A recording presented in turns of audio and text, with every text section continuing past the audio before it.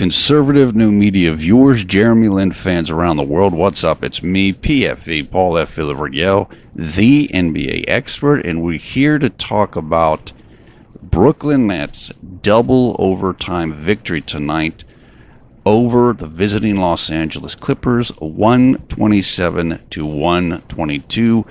Clippers fall to 14-5 on the season, and Brooklyn ends their 7-game losing streak as they improve to 5-12 on the year. Let's get this out of the way right now. Woo! That was just an amazing game. It was fun. It was interesting. It was compelling. I'm so happy for Sean Kilpatrick, and we'll be talking about him plenty in this video. This guy, it's like Jeremy's story in a lot of ways. He's done time in the D League. He was kind of like, maybe he's not going to cut it. Maybe he's not good enough. And he has just been so good for the Brooklyn Nets this season. And he's just blossoming and has become really a key fixture of their core. And boy, was he important for this game tonight. Now, let's talk about Jeremy real quick. Jeremy missed his 12th consecutive game. Also sitting out this game were Rondae Hollis-Jefferson, who looked to be in his game warm-up. So I guess he's probably not too far away. And Caris LeVert, who is healing up from stress fracture surgery, I believe, in his left foot. So those three sat out tonight's game.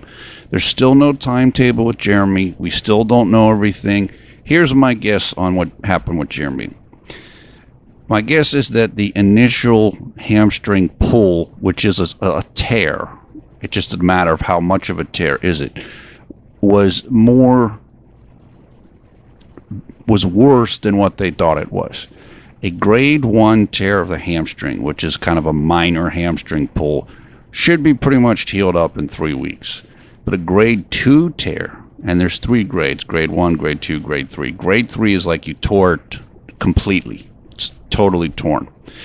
My guess is that Jeremy has a grade 2 tear, which is kind of a moderate tear. That can take between, I think, 3 to 8 weeks to heal. Jeremy is now at about 4 weeks.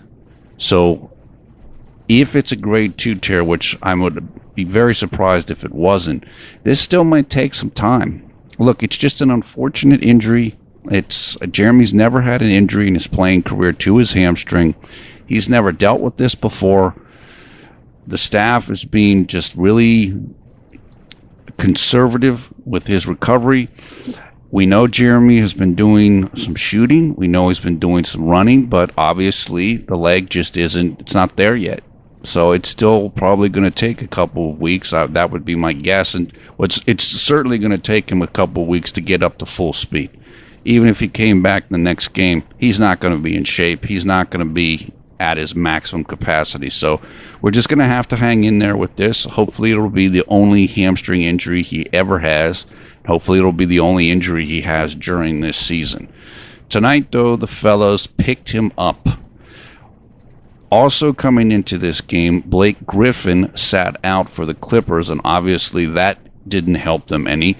My guess was the Clippers felt they didn't need Blake Griffin to win this game, and that's probably true. But tonight they did miss him, and Brooklyn made them pay.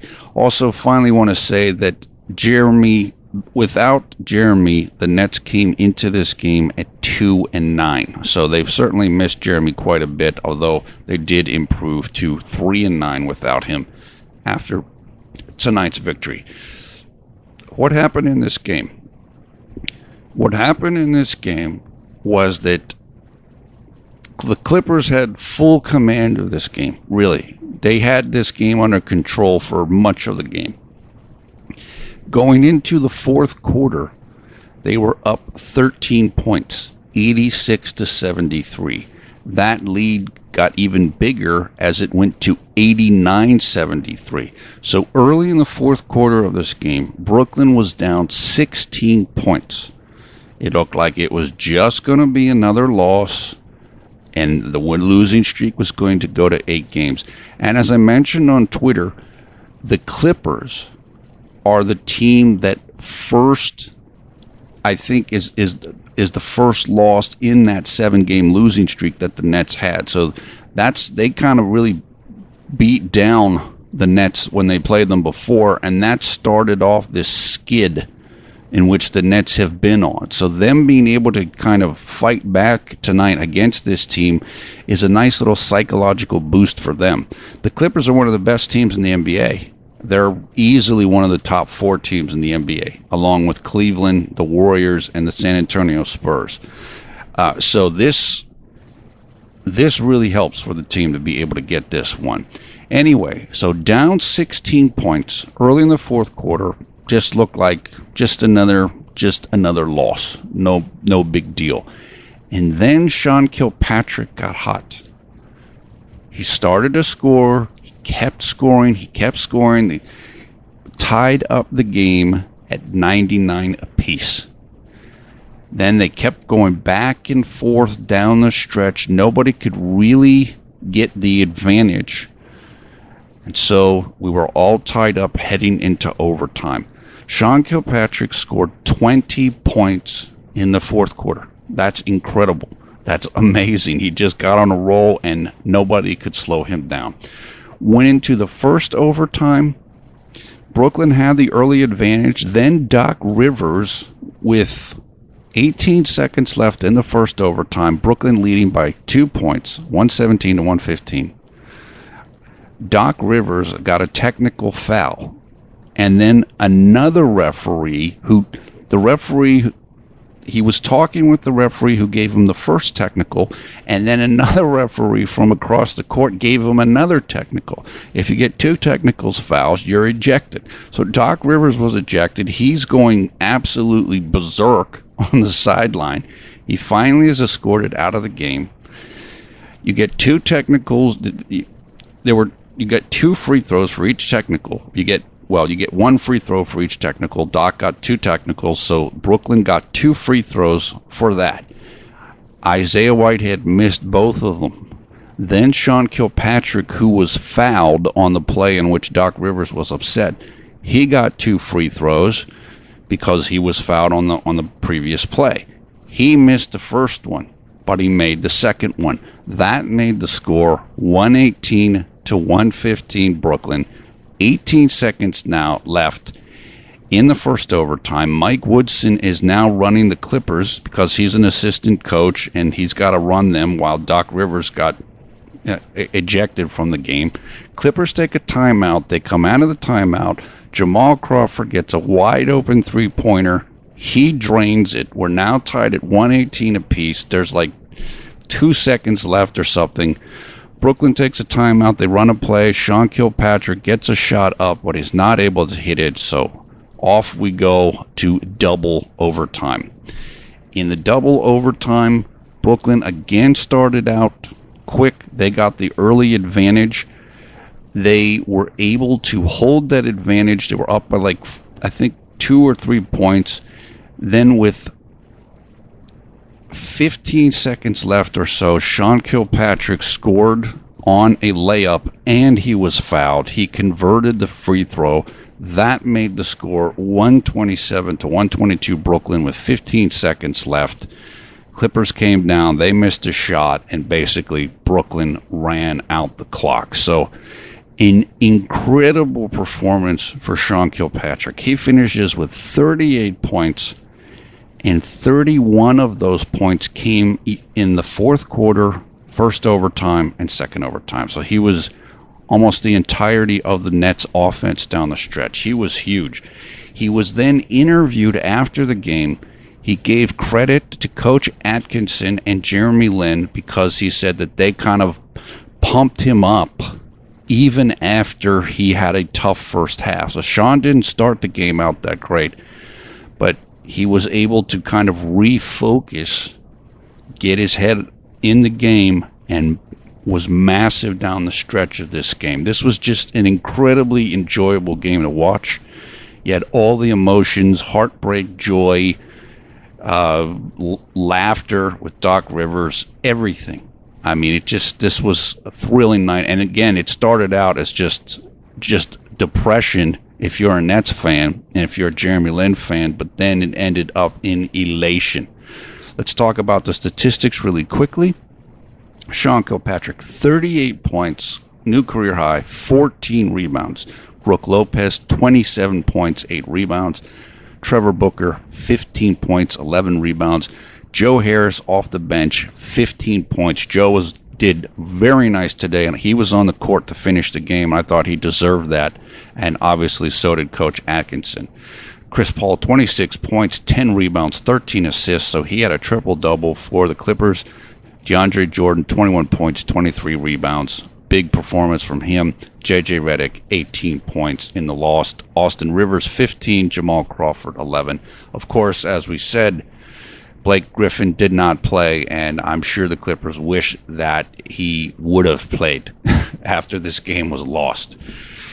Look, I'm so happy for Sean Kilpatrick because whenever Jeremy first came to this team, like whenever the news first came out and whenever there first started to be reports about Jeremy in Brooklyn, and this happened maybe a month or 6 weeks before training camp, and what was going on at that time was members of the team were already practicing by themselves without the team, but in the team's training facility, in that the new training facility that they opened up, which is kind of there in southwest Brooklyn, HHS Training Center, I think it is.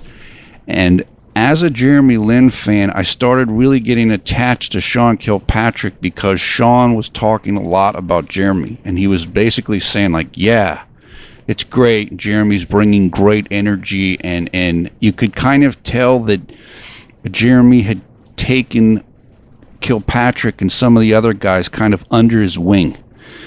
And Jeremy's a couple years older than Kilpatrick, and he's gone through what Kilpatrick has gone through, which is you're kind of on the fringes of the league. You're in the D League. Nobody's sure if you're any good or not. And you want to make it like Jeremy Lin and Linsanity made it. And so I remember then doing some research about it. And Sean Kilpatrick, who is from New York City, he's from Yonkers, which is right in that zone. He's really good friends with Kemba Walker. Like, they're friends from childhood. They both grew up in New York City. Kemba in, I think Kemba's Brooklyn or Queens. And again, Sean Kilpatrick from Yonkers, which I think is just north of the city. But it's in the city. I mean, it's, you're going to have influence from the city there. And I know I've talked about this in another video this season. My guess of what happened is that once Kemba knew that Jeremy was going to the Nets, I bet you Kemba called up Sean and said, dude, you're going to love playing with Jeremy Lin. And so my guess is that Kemba kind of worked as a go-between between Jeremy and Sean, and they just hit it off immediately. And you could see in things that each one of them has said and the way that they've been covered since around that time, about 6 weeks before training camp again, that they're really close, that they get along, and that, kind of Jeremy's a mentor for Sean. Even if Jeremy wasn't a mentor for Sean, I'd still be happy for him, but it just makes the story even better. This Sean Kilpatrick he still has to progress. There's still things for him to work on, just like we talk about with Jeremy. He definitely wants to keep working on his ball handling, some moves and stuff, but he's a real player. He's a baller. And not only did he have 38 points tonight, he's had some big games this year. So this is a guy that, like Jeremy Lin, was just kind of a throwaway, nothing. Now he's become a key member of this team. Going forward, Sean Kilpatrick is one of the cores of this team.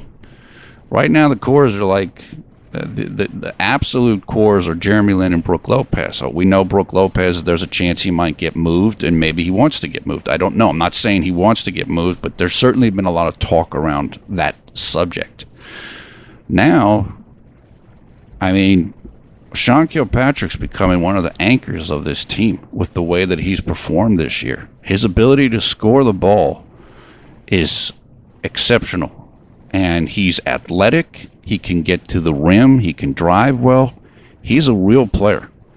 And this was like a coming out party for him, and hopefully for the whole team. This was 100% in the scorebooks, in terms of looking at the schedule. This was definitely marked as a loss. And this is exactly the type of thing that can light a match and get this team headed in the right direction.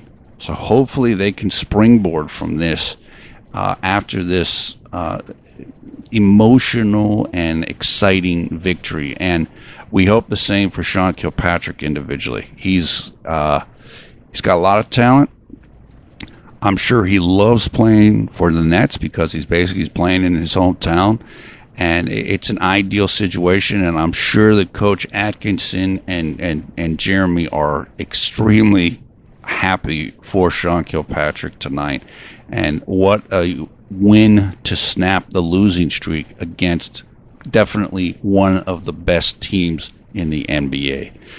So that's about it. I'm super pumped. I did not expect this at all. I was kind of like meandering and watching other games like in the third quarter because I was just kind of like, ugh. But I kept coming back, and it's like, oh man, this is starting to get good. This is pretty good. And it was pretty good, and the Nets were able to make it absolutely great by the end of the night. Let's talk about the next game. That game is coming up 2 days from now, Thursday, December 1st.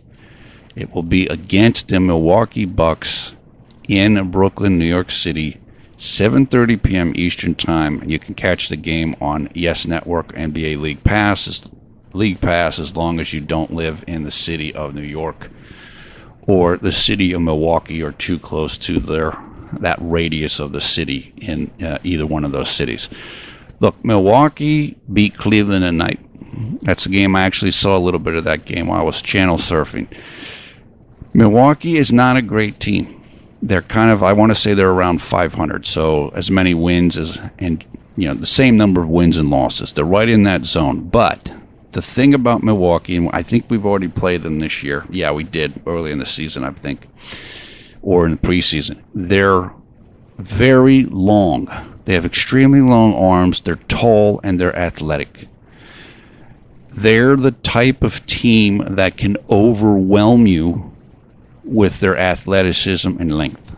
And they were able to do that to Cleveland tonight. And Cleveland's a very good team. So you have to be ready for that.